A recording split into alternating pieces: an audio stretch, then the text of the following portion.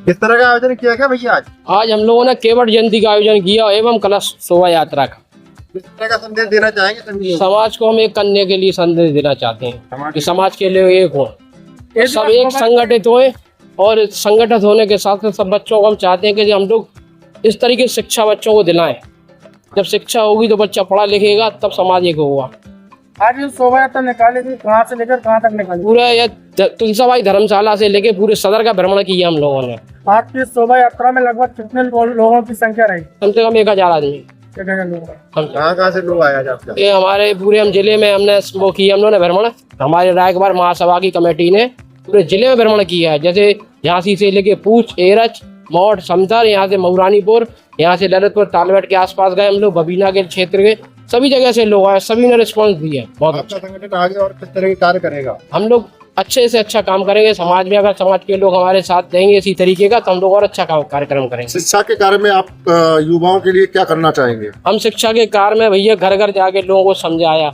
आज हम चाहते हैं कि समाज के लोग हम सब मिलके एक एक रुपये जोड़ के अपना स्कूल खोलें, जिससे हम लोग बच्चे पढ़ सकें। क्योंकि इंग्लिश मीडियम वाले कम से कम 12-15 हज़ार का क्वार्टर मांग रहे हैं। मेरे हिसाब से कि हम लोग समाज के लोग एक रुपए दे तो हम लोग अपना स्कूल खोल सकते हैं, हम अपने बच्चों को पढ़ा सकते हैं। सबसे पहले आपका परिचय जानना चाहेंगे, क्या नाम है? मेरा नाम नितिन रायकवार है और रायकवार महासभा में मुझे जो जिम्मेदारी दी गई है वो है जिला महासचिव की। तो मैं केवल यही कहना चाहता हूँ अपने समाज के लोगों से, समाज के बंधुओं से, छोटे बड़े भाइयों से कि भला एक टाइम खाना कम खा लेना पर अपने बच्चों को पढ़ाना।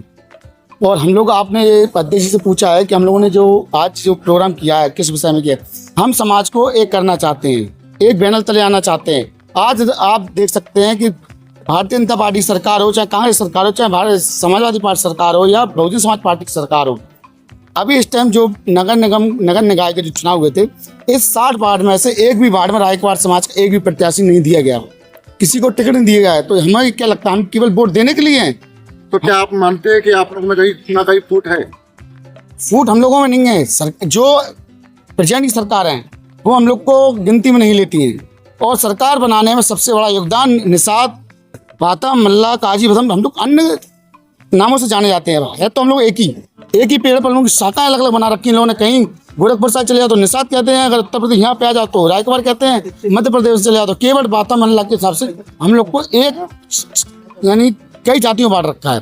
तो मैं सभी समाज के लोगों से अपील करना चाहता हूं कि जो जनगणना हो रही है अभी सरकार कराएगी, तो कृपया एक नाम और एक जाति पर अपना जो भी वोटर कार्ड जो भी बने तो एक जाति से बनाया जाए। साथ के कार्यक्रम को लेकर क्या कहना रहेगा?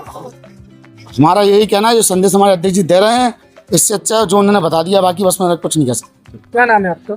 मेरा नाम इंदिरा रायकवार है। मैं एक समाज कार्यक्रम हुआ इसका, पूरे कार्यक्रम को लेकर क्या कहना रहेगा? मुझे बहुत अच्छा लगा। जिलाध्यक्ष मंगेश रायकवार जी ने बहुत मेहनत की है और जो संगठन अलग अलग अपने शाखाएं चल रही हैं उनको जोड़कर उन्होंने एक समूह पूरे, मतलब आज जो भीड़ देखी गई है, जो अलग अलग चल रहे थे समाज के अलग अलग गुट, उन्हें एक करने की पूरी कोशिश की है। और ये जुलूस काफ़ी लंबा रहा और इसको संदेश देने का एक ही कारण था कि वो चाहते कि हमारा समाज शिक्षित हो, एक हो, अपनी बात को कह सके, अपनी आवाज़ को बुलंदी से उठा सके। उसका ये संदेश देने की जो जिला मंगेश रायकवार जी ने कोशिश की, बहुत अच्छी कोशिश है और इसी तरीके कार्यक्रम बहुत अच्छी तरह होते रहे। धन्यवाद।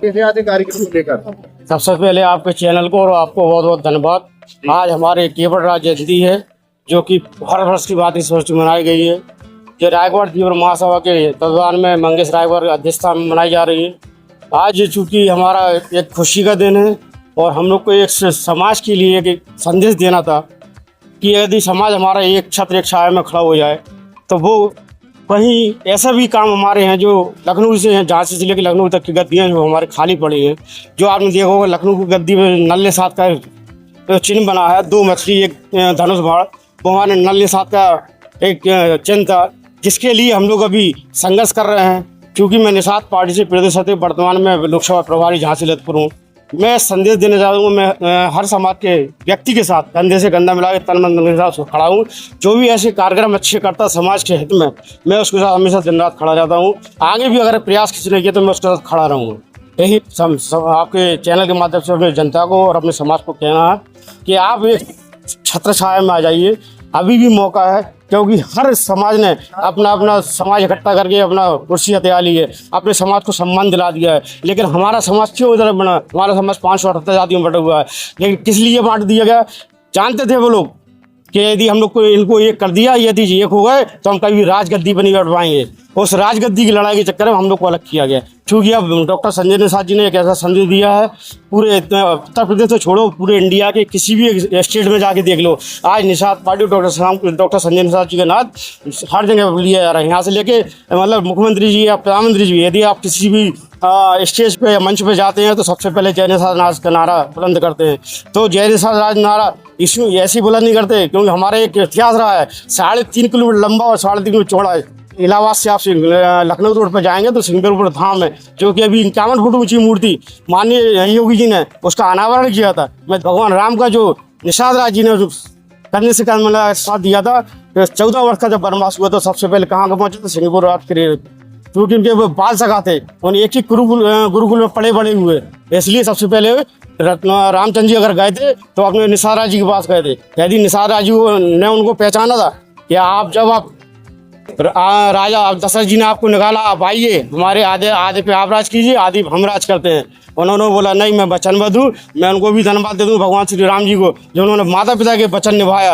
मैं कहता हूँ हर व्यक्ति को अपना वचन निभाना चाहिए। और साथ में संदेश भी आपके दिए चैनल में देना चाहता हूँ, योगी जी ने भी हमारे लिए एक वचन दिया था जब वो लोकसभा के सांसद रहे, गोरखपुर के मन से बोला था, यदि मेरी सरकार आती है, यदि मैं मुख्यमंत्री बनता हूँ तो मैं निषादों का आरक्षण रूपी सम्मान उनको दिला कर रहा हूँ।